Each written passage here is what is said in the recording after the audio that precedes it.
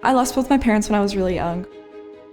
It was really, really hard for me, and I didn't really know where to go with that. It is hard to be a teenager in this day and age. In the culture that we're in, you just feel like the kids' lives are just amped up so much more. There's no break. I wasn't really somebody that took the time to just have moments with God. I remember the first game we had, everybody was laughing because I was sitting in the corner of the locker room with my eyes closed. They were like, "Dude, what are you doing?" And I was like, "I'm praying."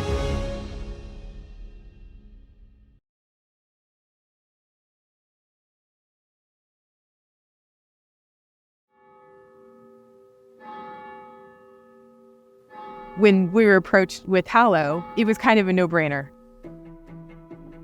Before we had Hallow on our campus, I felt ill-equipped as a teacher to be able to help students get to a place where they felt confident in their prayer life. And now we get feedback from students saying I'm praying for the first time consistently ever in my life. After I lost my dad, something was missing, and I really just needed a stronghold to really hold me together. I had people trying to help me with my prayer life, but nothing was really sticking, and I just wasn't as happy as I wanted to be. I think young people are being offered everything but what they need, which is frustrating because as a mentor who cares about them, it feels as if they're being deceived. They're being given pathways to a career, they're being given access to connections via screens, but yet it's missing intimacy, and especially intimacy with God.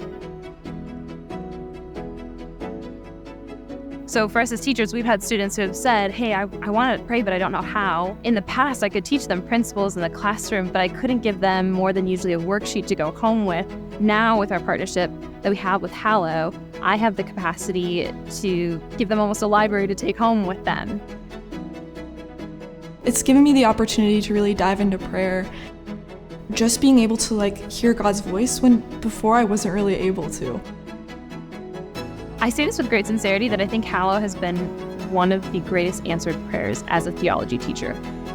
I feel as if I have a place to point students toward when they ask me probably one of the top 3 questions I get as a theology teacher, which is how do I pray? The Hallow app is definitely something that I like to use every day. It's something that I kind of depend on. So it's just like a Spotify for my faith life. To be able to pray with someone, to be able to hear someone pray with you, I think is really special. Hi, I'm Jonathan Rumi. Tonight I'll be reading from the Gospel of Matthew. Come to me, all you who labor and are burdened, and I will give you rest. Take my yoke upon you and learn from me, for I am meek and humble of heart. Hallow is the holy grail of me being able to say, look at this resource that's available, and then you utilize it as often as you need it. Be it that it just needs to serve as the training wheels for your classroom of prayer, or be it that you know yourself really well, and it's the perfect accountability. They give you moments of silence where I'm able to really reflect and just listen to God.